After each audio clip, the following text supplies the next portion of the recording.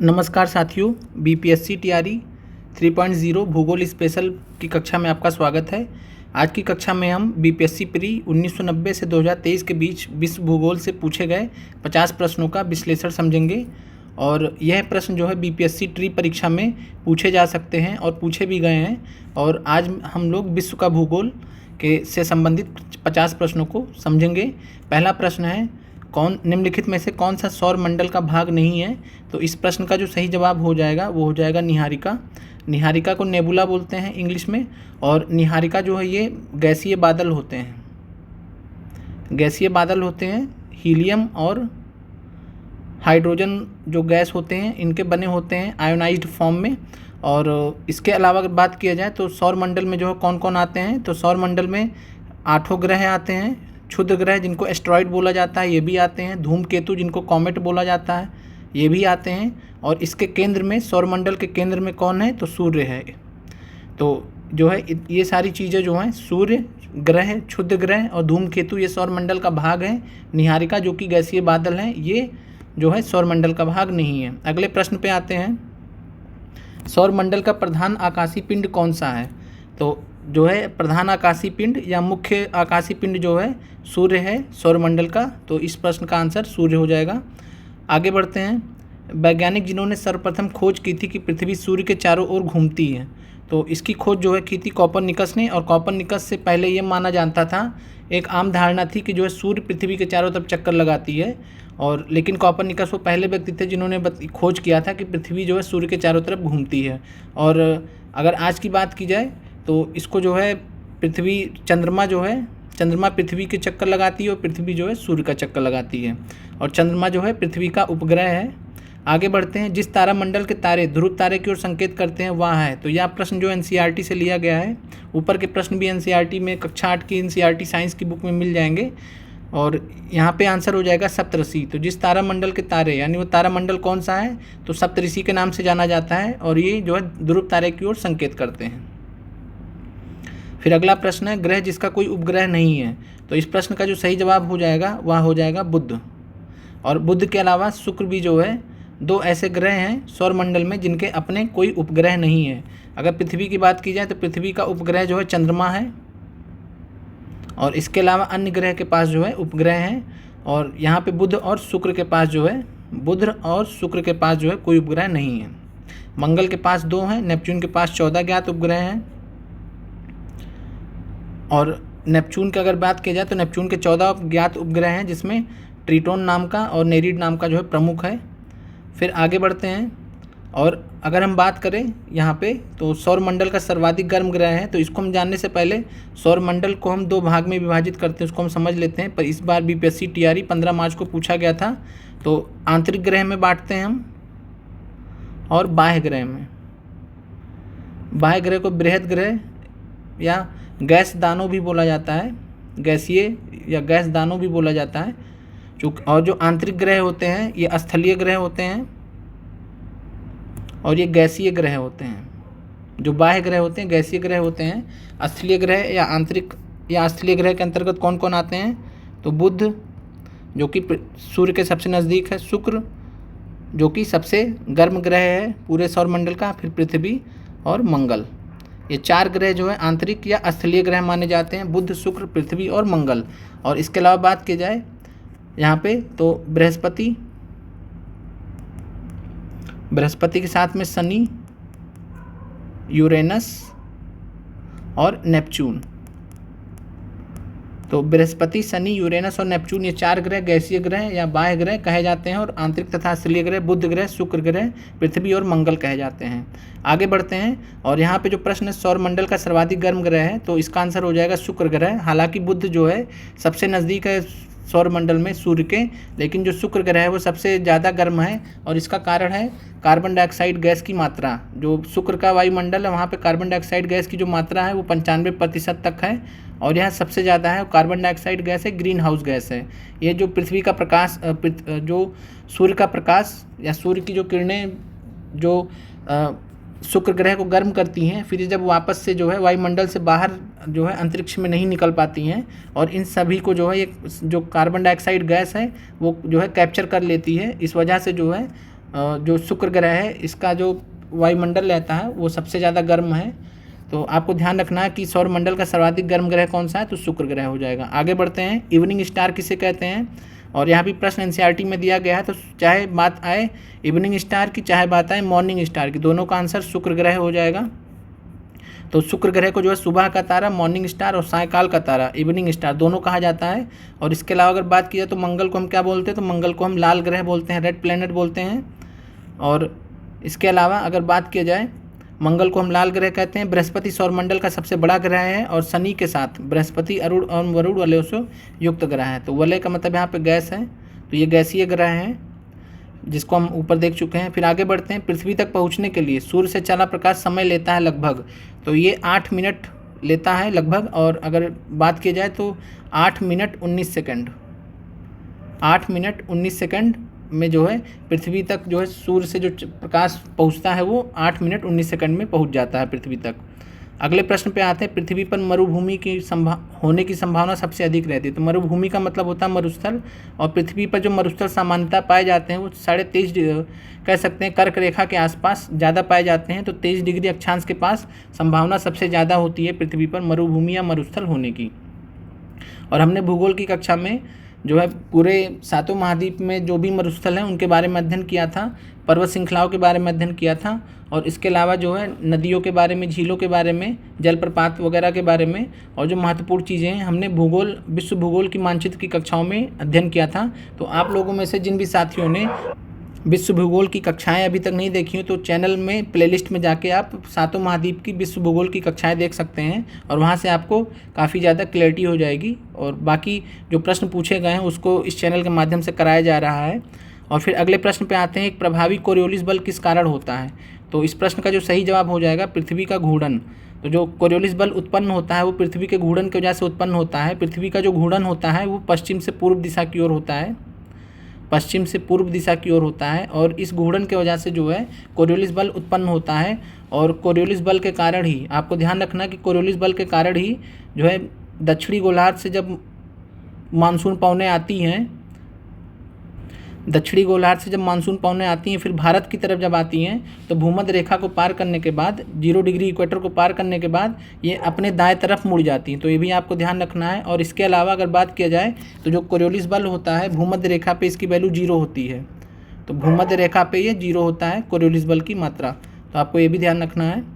आगे बढ़ते हैं, अगला प्रश्न है, सौरमंडल का सबसे बड़ा ग्रह है। तो ये हमने देख लिया कि बृहस्पति जो है सबसे बड़ा ग्रह है, और सबसे छोटा ग्रह कौन सा है, तो बुध जो है सबसे छोटा ग्रह है। बुध जो है सबसे छोटा ग्रह है, सबसे छोटा ग्रह है, तो आपको यह ध्यान रखना है।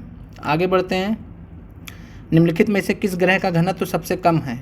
हमने अभी देखा था कि जो है आंतरिक ग्रह होते हैं, गैसीय ग्रह होते हैं। तो जो गैसीय ग्रह होंगे, गैसीय ग्रह का जो घनत्व है वो कम होगा क्योंकि स्थलीय ग्रह हैं, यहाँ पे क्रस्ट पाया जाएगा, और जो गैसीय क्रस्ट मेंटल कोर पाया जाएगा। जो गैसीय ग्रह होंगे वहाँ पे घनत्व कम होगा। और यहाँ पे अगर हम देखें तो शनि एकमात्र ऐसा ग्रह है जो जिसका घनत्व का जो है गैसीय ग्रह है, तो इस वजह से जो इसका घनत्व कम हो जाएगा। बाकी पृथ्वी, शुक्र और मंगल जो है ये आंतरिक ग्रह हैं, स्थलीय ग्रह हैं, तो इनका घनत्व सबसे ज़्यादा होगा। तो ऐसे भी आप समझ सकते हैं। तो आंसर हो जाएगा शनि। शनि ग्रह का घनत्व सबसे कम होगा, कारण है कि गैसीय ग्रह में से एक है। और यहाँ पे घनत्व के बारे में भी दिया गया, पृथ्वी का 5514 जो है किलोग्राम पर मीटर क्यूब है, मंगल का 3934, शुक्र का 5243 और शनि का 687।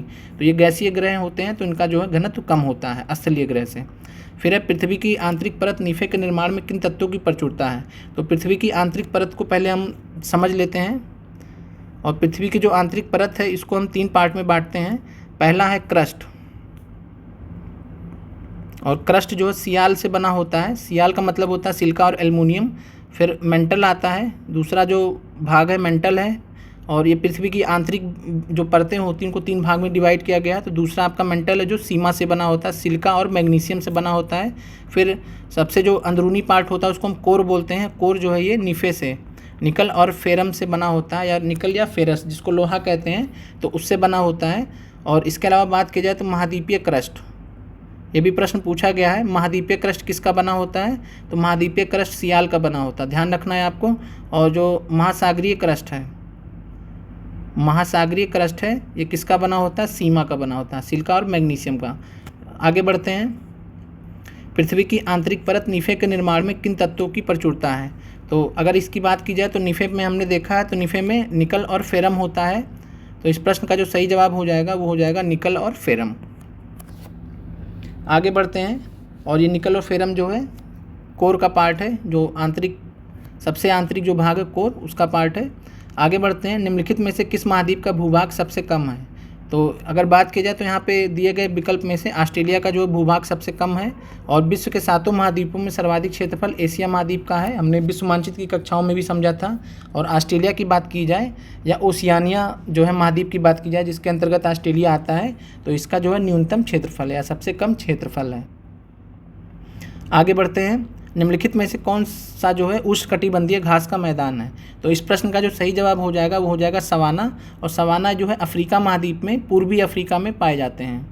जो सवाना घास का मैदान है पूर्वी अफ्रीका में जो है सवाना घास का मैदान, जो कि उष्णकटिबंधीय घास का मैदान, ये पाया जाता है। पंपास जो है दक्षिण अमेरिका में पाया जाता है और ये समशीतोष्ण घास का मैदान है। और प्रेरीज जो है उत्तर अमेरिका में समशीतोष्ण घास के मैदान है। तो आपको ध्यान रखना है। और इन्हीं जो है समशीतोष्ण घास के मैदान जो रूस में पाए जाते हैं उनको स्टेपीज कहा जाता है।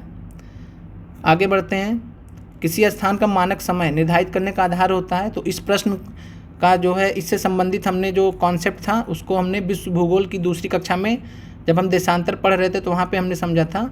और देशांतर की अगर बात की जाए तो देशांतर हम 0 डिग्री जो है जो पर आपकी लंबवत रेखा खींची गई है पृथ्वी को जो 2 भाग में विभाजित करती है, किसमें पश्चिमी गोलार्ध में और पूर्वी गोलार्ध में। तो जो पश्चिमी और पूर्वी गोलार्ध में पृथ्वी को जो 2 समान भागों में बांटती है जो वर्टिकल रेखा, उसको हम बोलते हैं 0 डिग्री देशांतर। और इसको जो है प्रधान मध्याह्न रेखा बोलते हैं। तो 0 डिग्री देशांतर को प्रधान मध्याह्न रेखा बोलते हैं। और इसी के हिसाब से हम प्रधान मध्याह्न रेखा के इसी के हिसाब से हम मानक समय को निर्धारित करते हैं। तो आपको इस प्रश्न का जवाब यहाँ पे मिल गया होगा, प्रधान मध्याह्न रेखा। अगर बात की जाए अंतर्राष्ट्रीय तिथि रेखा की तो 180 डिग्री देशांतर को अंतर्राष्ट्रीय तिथि रेखा बोलते हैं। फिर आगे बढ़ते हैं, और यहाँ पे आपको ध्यान रखना है कि जो प्रधान देशांतर रेखा होती है या जो है कहाँ से गुजरती है, तो यह रेखा इंग्लैंड के ग्रीनविच स्थित रॉयल ग्रीनविच ऑब्जर्वेटरी से होकर गुजरती है। अभी प्रश्न पूछा गया परीक्षा में और इसलिए इसको ग्रीनविच मीन टाइम भी बोला जाता है। और यहाँ पे जो है 180 डिग्री देशांतर रेखा को अंतर्राष्ट्रीय तिथि रेखा इंटरनेशनल डेट लाइन के नाम से भी जाना जाता है। और अगर बात की जाए तो प्रधान मध्याह्न रेखा निम्नलिखित देशों से होकर गुजरती है, जैसे कि यूनाइटेड किंगडम से, स्पेन से, माली से, टोगो से, जो है फ्रांस से। तो ये सब कंट्रीज़ हैं। आगे बढ़ते हैं, निम्नलिखित में से सबसे लंबी पर्वत श्रृंखला है? तो यहाँ पे जो है दिए गए विकल्प में निम्न में से है, तो यानी कि निम्नलिखित में से, तो जो विकल्प दिए गए उसके हिसाब से आपको चुनना है। तो इस प्रश्न का जो सही जवाब हो जाएगा रॉकी। और रॉकी पर्वत श्रृंखला कहाँ पे पाया जाता है? तो ये उत्तर अमेरिका में पाया जाता है। उत्तर अमेरिका महाद्वीप में रॉकीज पर्वत श्रृंखला है। और आल्प्स कहाँ पाया जाता है? तो यूरोप में पाया जाता है। और अगर जो है यहाँ पे हिमालय की बात की जाए तो आपको पता ही हिमालय के बारे में। और यहाँ पे अगर बात की जाए, यहाँ पे तो हो गया कि दिए गए विकल्प में रॉकी सबसे लंबी पर्वत श्रृंखला है, लेकिन विश्व की सबसे लंबी पर्वत श्रृंखला हमने विश्व महाद्वीप की भी कक्षा में पढ़ा था, एंडीज पर्वत श्रृंखला। और एंडीज पर्वत श्रृंखला कहाँ स्थित है? दक्षिण अमेरिका महाद्वीप में स्थित है। और इसके बारे में हमने पढ़ा भी था। और एंडीज पर्वत श्रृंखला की जो लंबाई है लगभग 8000 किलोमीटर से भी ज़्यादा है, लंबी है। तो ये विश्व की सबसे लंबी पर्वत श्रृंखला है। आगे बढ़ते हैं, अगला प्रश्न है, क्रॉल एक प्रकार की निर्मित संरचना है। तो क्रॉल के बारे में आपको जो है ऐसे प्रश्न जो है बीपीएससी तैयारी में पूछे गए हैं। तो यहाँ पे क्रॉल के बारे में ध्यान रखना कि क्रॉल कैसी संरचना होती है, कहाँ पाई जाती है? तो ये जो है दक्षिण अफ्रीका में पाई जाती है। ऐसे प्रश्न जो है बीपीएससी तैयारी में पूछे गए हैं, तो हो सकता है ये प्रश्न पूछा जाए। तो क्रॉल एक प्रकार की निर्मित संरचना है, दक्षिण अफ्रीका में पाया जाता है। और ये क्या होता है? तो क्रॉल जो है दक्षिण अफ्रीका में लकड़ियों एवं झाड़ियों आदि से मवेशियों के बाड़ों को चारों ओर सामान्यतः गोलाई में बनाई गई झोपड़ी नुमा संरचनाओं को कहा जाता है। तो आपको ये ध्यान रखना है। आगे बढ़ते हैं, विश्व का सबसे शुष्क रेगिस्तान है। तो इसके बारे में हमने मानचित्र की कक्षा में पढ़ा था जब दक्षिण अमेरिका महाद्वीप हम कवर कर रहे थे, तो वहाँ पे अटाकामा मरुस्थल आया था। और अटाकामा मरुस्थल विश्व का सबसे शुष्कतम रेगिस्तान है। तो सबसे शुष्कतम रेगिस्तान या विश्व का सबसे शुष्क रेगिस्तान है अटाकामा मरुस्थल। और ये जो है चिली देश में इसका जो है विस्तार है। और उसके अलावा भी कई सारे, लेकिन मुख्यतः ये चिली में स्थित है। फिर आगे बढ़ते हैं, तुम्माल पल्ले खदान, जिसे दुनिया का सबसे बड़ा यूरेनियम का भंडार माना जाता है, अवस्थित है। तो यह आंध्र प्रदेश में स्थित है। आगे बढ़ते हैं, अंतर्राष्ट्रीय दिनांक रेखा, इंटरनेशनल डेट लाइन खींची जाती है। तो अंतर्राष्ट्रीय दिनांक रेखा जो 180 डिग्री देशांतर को बोला जाता है, और यह जो है प्रशांत महासागर पैसिफिक ओशियन से होकर गुजरती है। और यहाँ पे जो है बेरिंग जल संधि भी ध्यान रखना है, जो है प्रशांत महासागर में बेरिंग जल संधि पड़ता है, और बेरिंग जल संधि से होते हुए अंतर्राष्ट्रीय दिनांक रेखा गुजरती है। और ये जो है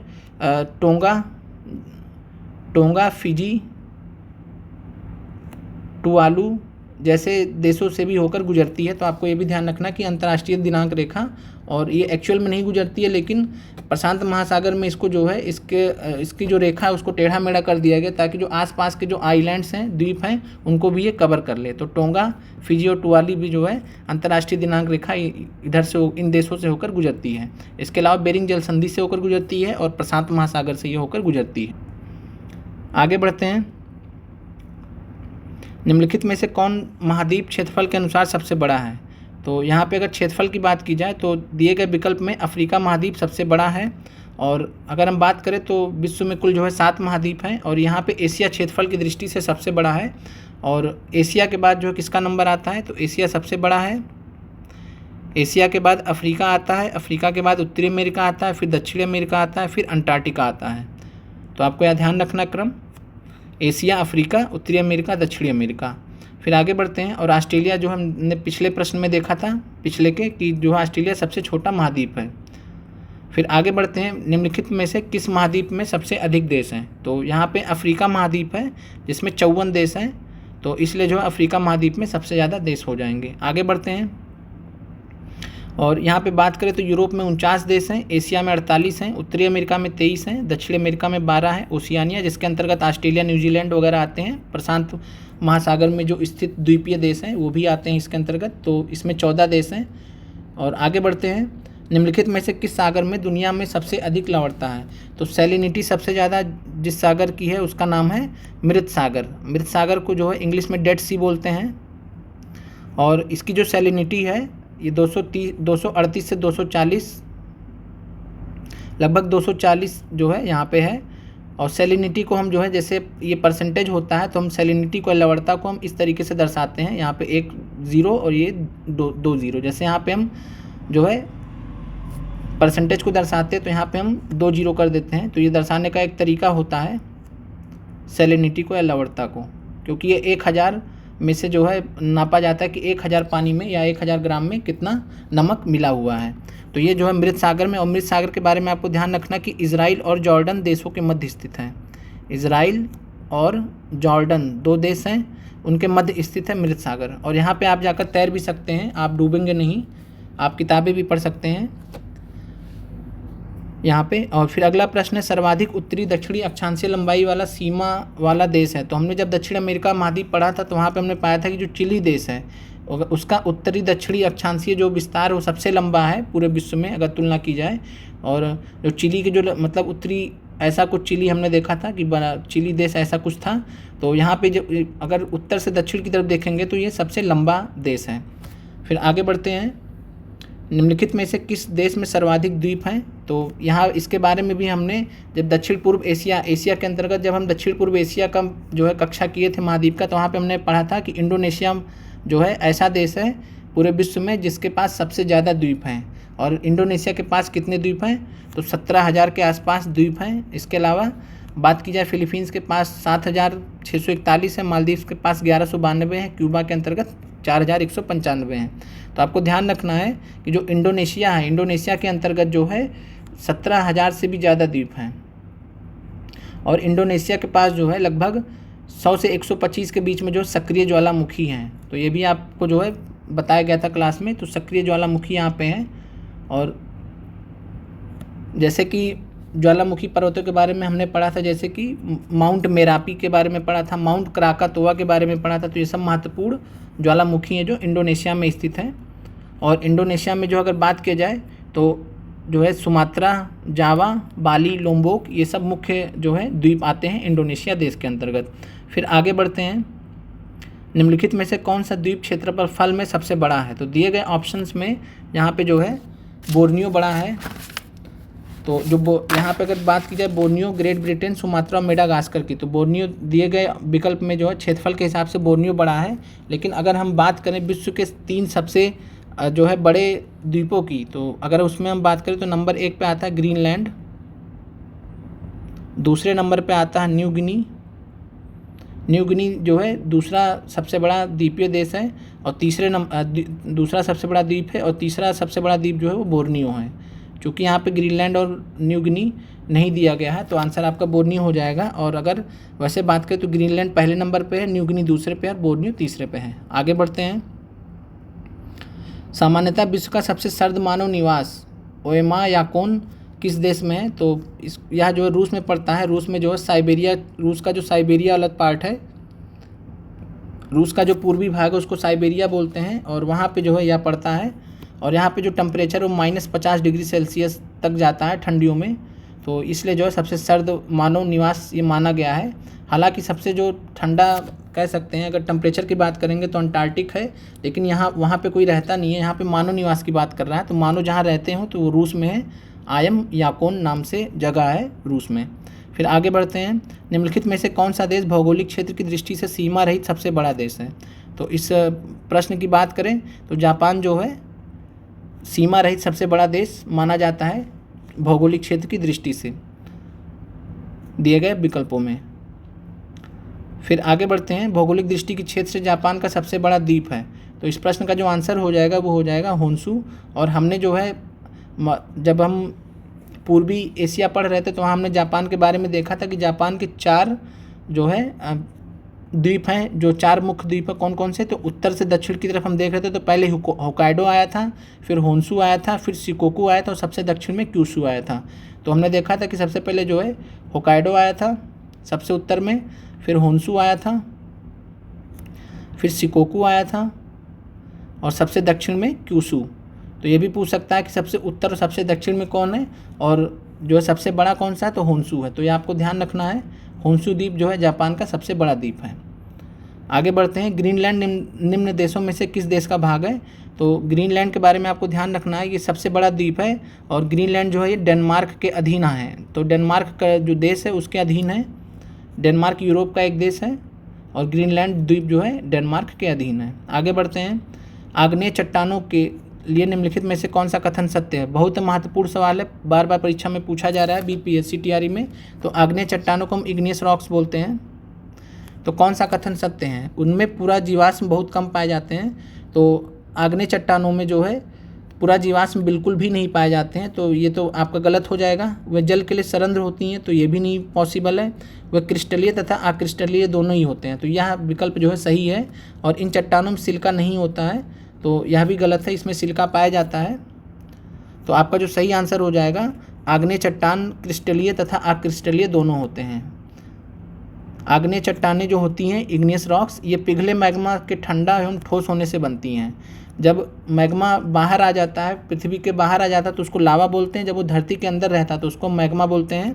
और जो आग्नेय चट्टानें होती हैं पिघले मैग्मा के ठंडा एवं ठोस होने से बनती हैं, रवेदार होती हैं, परतें नहीं पाई जाती इसमें और पूरा जीवाश्म भी नहीं पाए जाते हैं। आग्नेय चट्टानों का संबंध प्राय ज्वालामुखी क्रिया से होता है और पानी का प्रवेश ना के बराबर होता है।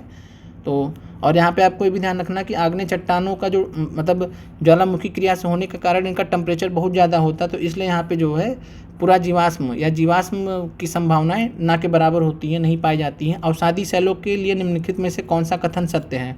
तो अवसादी सेलों को हम सेडिमेंट्री रॉक्स बोलते हैं। और इसके अलावा एक चट्टान, एक सेल और है जिसके बारे में एनसीईआरटी में दिया गया है, उसका नाम क्या है? तो मेटामॉर्फिक रॉक्स, जिसको जो है रूपांतरित सेल भी बोलते हैं। तो प्रश्न है अवसादी सेलों के लिए कौन सा कथन सत्य है? तो ये वो सेलें जिनकी संरचना ताप और दाब पर निर्भर करती हैं, तो ये गलत है। ये यहाँ पे जो है ये सेलें क्रिस्टलीय हैं, तो क्रिस्टलीय कौन सी होती है? तो आग्नेय होती हैं, तो ये भी आपका गलत हो जाएगा।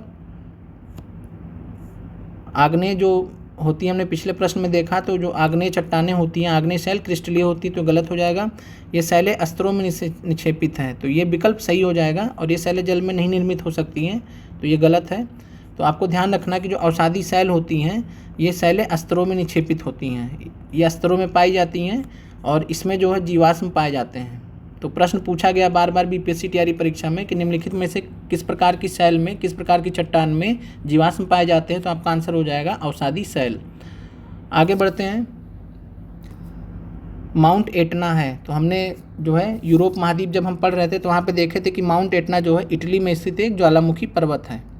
और इटली में हमने 3 जो है ज्वालामुखी पर्वत देखे थे, एक माउंट एटना था, दूसरा माउंट वेसुवियस था, और इसके अलावा माउंट स्ट्रॉम्बोली, और माउंट स्ट्रॉम्बोली को जो है लाइट हाउस ऑफ मेडिटेरेनियन भी कहते हैं, मेडिटेरेनियन सी यानी भूमध्य सागर का जो है लाइट हाउस भी कहते हैं स्ट्रॉम्बोली ज्वालामुखी पर्वत को। आगे बढ़ते हैं। मौना लोआ उदाहरण है, तो मौना लोआ ये भी जो है सक्रिय ज्वालामुखी का उदाहरण है, और ये कहाँ पे स्थित है, तो यह हवाई द्वीप पड़ता है संयुक्त राज्य अमेरिका के अंतर्गत, और यह सक्रिय ज्वालामुखी का उदाहरण है। मौना किया है और साथ में मौना लोआ है, तो आपको यहाँ पे ध्यान रखना है मौना लोआ और मौना किया 2 हैं, दोनों ही हवाई द्वीप पे स्थित हैं जो कि संयुक्त राज्य अमेरिका के अंतर्गत आता है। विश्व की सबसे ऊंची चोटियाँ किस प्रकार के पर्वतों में पाई जाती हैं, तो यहाँ पे जो आपका आंसर हो जाएगा नवीन मोरदार पर्वत। और जिन्होंने भी भूगोल की कक्षाएं देखी होंगी इस चैनल पे वो भी आसानी से इस प्रश्न का जवाब बता सकते हैं। नवीन मोरदार पर्वत को यंगफोर्ड माउंटेन्स बोलते हैं, इंग्लिश में यंगफोर्ड माउंटेन्स। और हमने एक चीज़ देखा था कि जो प्राचीन मोरदार पर्वत होते हैं, पहले हम उदाहरण देख लेते हैं। तो प्राचीन मोरदार पर्वत के हमने उदाहरण देखे थे यूराल पर्वत, यूरोप में जो है यूराल पर्वत था, और अगर उत्तरी अमेरिका में बात की जाए तो अपलेशियन पर्वत था, और अगर भारत की बात किया जाए तो जो अरावली पर्वत श्रेणी है ये आपका प्राचीन मोरदार पर्वत है। और इसमें जो है इनकी जो चोटियाँ होती हैं, या कह सकते हैं कि ये जो है अवशिष्ट पर्वत के उदाहरण होते हैं एक हिसाब से। तो जो प्राचीन मोरदार पर्वत होते हैं ये अवशिष्ट पर्वत के उदाहरण होते हैं। अवशिष्ट पर्वत का मतलब होता है जो समय के साथ में जिनका अपर्दन हो जाता है, उनकी ऊंचाई काफ़ी कम हो जाती है। और अगर बात की जाए नवीन मोरदार पर्वत की, तो नवीन मोरदार पर्वत हमने देखा था रॉकीज़ देखा था उत्तरी अमेरिका में, एंडीज़ देखा था हमने दक्षिणी अमेरिका में, आल्प्स देखा था हमने यूरोप में, और अटलस देखा था, अटलस पर्वत श्रृंखला देखा था हमने जो है अफ्रीका महाद्वीप में। तो और हिमालय में जो है भारत में हिमालय सबसे नवीन मोरदार पर्वत है हिमालय, इसलिए जो हिमालय की ऊंचाई सबसे ज़्यादा है पूरे विश्व में, क्योंकि हिमालय सबसे नवीन है। और इसके अलावा Rockies, Andes, Alps, atlas, Himalaya, ये सभी नवीन मोरदार पर्वत के उदाहरण हैं। तो विश्व की सबसे ऊंची चोटियाँ कहाँ पाई जाएंगी, तो नवीन मोरदार पर्वत में पाई जाएंगी। और इसके अलावा अगर ब्लॉक पर्वत की बात करें, तो जो ब्लॉक पर्वत होते हैं वो उसका उदाहरण अगर देखें तो ब्लैक फॉरेस्ट के नाम से ब्लॉक पर्वत है जर्मनी में। तो प्रश्न पूछा गया कि ब्लैक फॉरेस्ट पर्वत कहाँ पाया जाता है, तो ये ब्लॉक पर्वत का उदाहरण है और ये जर्मनी में पाया जाता है। आगे बढ़ते हैं। निम्नलिखित में से कौन सी नदियाँ हैं, तो हमने जब ऑस्ट्रेलिया के बारे में पढ़ रहे थे तो वहाँ हमने मरे और डार्लिंग नदी तंत्र के बारे में देखा था। तो मर्रे और डार्लिंग नदी जो है ये नदियाँ हैं कहाँ की, ऑस्ट्रेलिया की हैं। तो हमने इसको पढ़ा था, ऑस्ट्रेलिया की नदियाँ हैं ये। और बात किया जाए विक्टोरिया और चाड, तो ये झील हैं, कहाँ पे झील स्थित है ये हमने पढ़ा था इनको अफ्रीका महाद्वीप के अंतर्गत। और स्वेज और पनामा क्या है, तो ये नहर हैं, कैनाल्स हैं, और स्वेज नहर के बारे में अभी हम आगे देखेंगे। पनामा जो कैनाल है ये आपका जो है उत्तरी अमेरिका के सबसे निचला देश है जिसको पनामा के नाम से जाना जाता है, वहाँ पे स्थित है। और बात की जाए तो इस पनामा नहर से हम जो है जो प्रशांत महासागर से अटलांटिक महासागर में जा सकते हैं। और ईरी और ह्यूरॉन जो है ये ग्रेट लेक्स ऑफ अमेरिका, जो अमेरिका की 5 महान झीलें हैं उन्हीं में से ये 2 हैं, ईरी और ह्यूरॉन। तो मरे और डार्लिंग यहाँ पे आपका आंसर हो जाएगा, ये नदियाँ हो जाएंगी। आगे बढ़ते हैं। एक नदी विशिष्ट क्षेत्र से अपना जल बहा के लाती है, उस क्षेत्र को क्या कहते हैं, तो इस प्रश्न का जो सही जवाब हो जाएगा वह हो जाएगा जल ग्रहण क्षेत्र, इसको इंग्लिश में बोलते हैं कैचमेंट एरिया। यानी एक नदी विशिष्ट क्षेत्र अपना जल बहा के लाती है, तो उस जिस क्षेत्र से बहा के लाती है उस क्षेत्र को हम क्या बोलते हैं, कैचमेंट एरिया, और जल ग्रहण क्षेत्र बोलते हैं। और इसके अलावा जो है अपवाह द्रोणी जो होता है और जल संभर होता है, तो जल संभर जो है नदी बेसिन को बोलते हैं। और जल संभर की बात की जाए, नदी बेसिन की बात की जाए, तो नदी और उसकी सहायक नदियों का जो पूरा क्षेत्र होता है, अगर कोई नदी बह रही है उसकी सहायक नदियों को क्षेत्र को मिला लिया जाएगा तो उसको जल संभर या नदी बेसिन कहा जाएगा। आगे बढ़ते हैं। निम्नलिखित में से किस राज्य में कांगेर घाटी राष्ट्रीय उद्यान स्थित है? तो इस प्रश्न का सही जवाब है छत्तीसगढ़। तो कांगेर घाटी राष्ट्रीय उद्यान छत्तीसगढ़ में है। अगर हम बात करें बिहार की, तो बिहार के पश्चिमी चंपारण जिले में बिहार का एकमात्र जो है राष्ट्रीय उद्यान स्थित है, जिसका नाम है वाल्मीकि राष्ट्रीय उद्यान। और ये परीक्षा में बार बार पूछा गया, तो आपको ध्यान रखना है वाल्मीकि राष्ट्रीय उद्यान कहाँ स्थित है? पश्चिमी चंपारण जिले में। जिला भी पूछ सकता है। आगे बढ़ते हैं। विश्व की सर्वाधिक लंबी पर्वत श्रृंखला है। तो अब यहाँ पे आप देख सकते हैं कि यहाँ पे एंडीज विकल्प दिया गया है, तो एंडीज आपका हो जाएगा। और एंडीज जो है विश्व की सर्वाधिक या सबसे लंबी पर्वत श्रृंखला है। आगे बढ़ते हैं। नामीबिया तट के साथ बहने वाली ठंडी जलधारा का नाम है। तो नामीबिया के तट पे जो ठंडी जलधारा बहती है उसको हम बेंगोला धारा या बेंगोला करंट बोलते हैं। और क्यूरोशिया धारा जो है गर्म जलधारा है, ये जापान के तट के पास में बहती है। और हम्बोल्ट धारा जो है ये ठंडी जलधारा है, तो ये पेरू चिली के तट पे बहती है। और ये भी ठंडी जलधारा है। हम्बोल्ट भी जो है ठंडी जलधारा है। अगुलास जलधारा ये भी गर्म जलधारा है। और ये दक्षिण अफ्रीका के तट पे, दक्षिण अफ्रीका का जो पूर्वी भाग है, तो पूर्वी भाग के जो तट पे जो है, तट से ये जो है बहती है अगुलास धारा, और ये गर्म जलधारा का उदाहरण है। तो आपका जो नामीबिया के तट पर जो बहने वाली ठंडी जलधारा है उसका नाम हो जाएगा बेंगोला धारा। आगे बढ़ते हैं। ब्राज़ील के पठार के पास के मैदानों को कहते हैं। तो इस प्रश्न का जो आंसर हो जाएगा वो हो जाएगा कंपोस।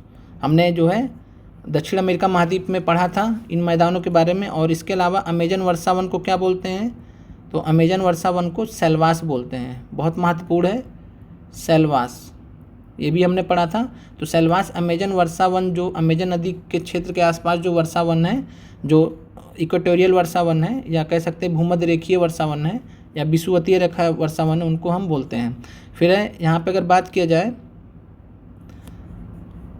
पंपास कहाँ पे पाए जाते हैं, तो पंपास जो है शीतोष्ण घास के मैदान है। इसको हमने दक्षिण अमेरिका में देखा था, अर्जेंटीना में। और इसके अलावा डाउन्स जो शीतोष्ण घास के मैदान है ऑस्ट्रेलिया में पाए जाते हैं। तो डाउन्स आपको ध्यान रखना कि ऑस्ट्रेलिया में पाए जाते हैं। और बेल्ट्स जो है ये दक्षिण अफ्रीका में हमने देखा था। बेल्ट्स जो घास के मैदान दक्षिण अफ्रीका में पाए जाते हैं।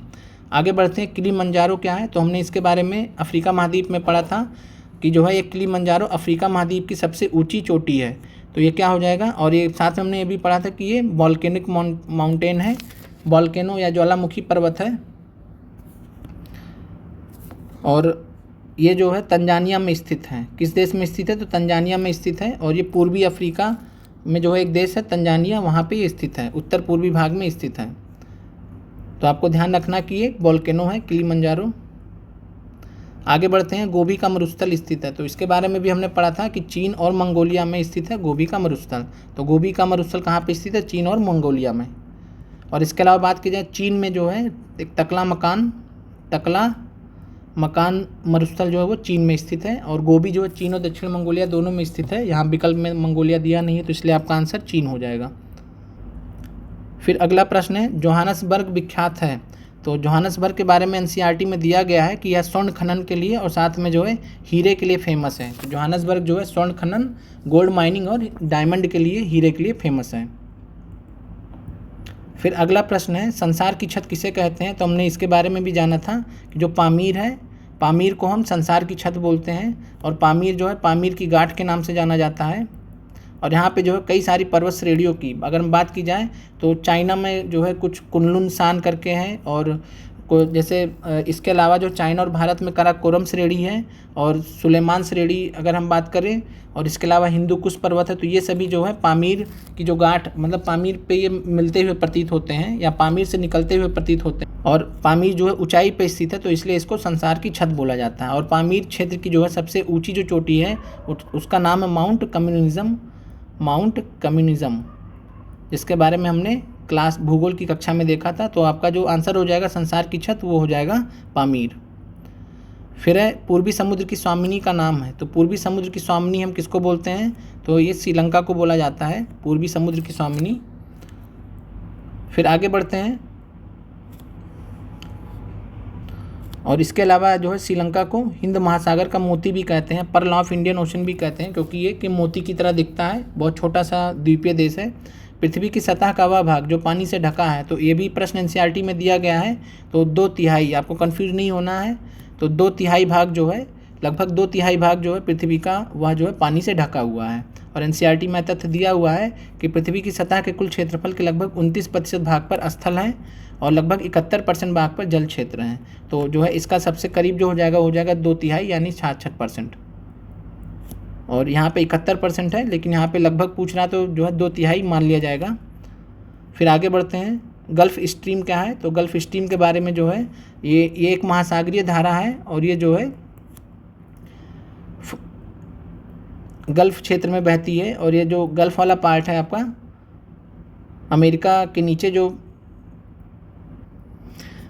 गल्फ़ ऑफ मैक्सिको है, तो गल्फ़ ऑफ मैक्सिको जिसको मैक्सिको की खाड़ी भी बोलते हैं, तो उसी के नाम से उस क्षेत्र में बहते हुए निकलती है, तो इसलिए इसका नाम गल्फ़ स्ट्रीम है और यह एक महासागरीय धारा है। अगर बात की जाए तो ये गर्म जलधारा का उदाहरण है, गर्म जलधारा का उदाहरण है। आगे बढ़ते हैं।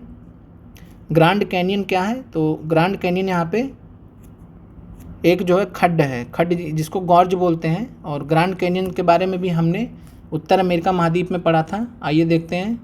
कोलोराडो नदी के बारे में हम जान रहे थे जब, तो ग्रैंड कैनियन जो है संयुक्त राज्य अमेरिका के एरिजोना प्रांत में कोलोराडो नदी सबसे महत्वपूर्ण किस नदी पर है? तो कोलोराडो नदी पर स्थित एक खड्ड या गॉर्ज है।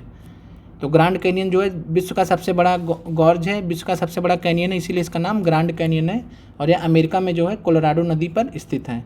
तो आज के जो 50 प्रश्न हैं वो ख़त्म होते हैं और अगले वीडियो में आपको जो है पॉलिटी से संबंधित भी प्रश्न आपको कराए जाएंगे। 50 प्रश्न जो आपके बीपीएससी प्री में पूछे गए हैं और पूरी संभावना है, क्योंकि जो आपका पेपर बना रहा है वो आयोग आपका सेम ही है और बीपीएससी ने कई जो बीपीएससी ट्री 1 में, ट्री 2 में और ट्री 3 में भी जो 15 मार्च को पेपर हुआ था, कई सारे प्रश्न जो है बीपीएससी ने अपने प्रीवियस ईयर जो पीसीएस का जिसका जो प्रश्न हम लोग अभी विश्लेषण देख रहे हैं, तो इन प्रश्नों से जो है जो कि 1990 से 23 तक के बीच हमारे बीच में है, तो हम इन्हीं से रिलेटेड जो भी महत्वपूर्ण प्रश्न है, सभी को नहीं, जो महत्वपूर्ण प्रश्न है उसका जो विश्लेषण है हम सरल शब्दों में आपके लिए लाते रहेंगे, जिससे आप परीक्षा में जो है अच्छे से अच्छा नंबर ला पाएँ। और साथ में जो है इसके अलावा जो है जो बीपीएससी ट्री के जो प्रश्न हैं, बीपीएससी ट्री के जो 6 से 8 में, 9 से 10 में और साथ में 11 से 12 में जो आपके 40 प्रश्न वाले जो जीएस के जो प्रश्न पूछे गए हैं, वो भी प्रश्न आपको जल्द ही जो है इस चैनल पे करा दिए जाएंगे।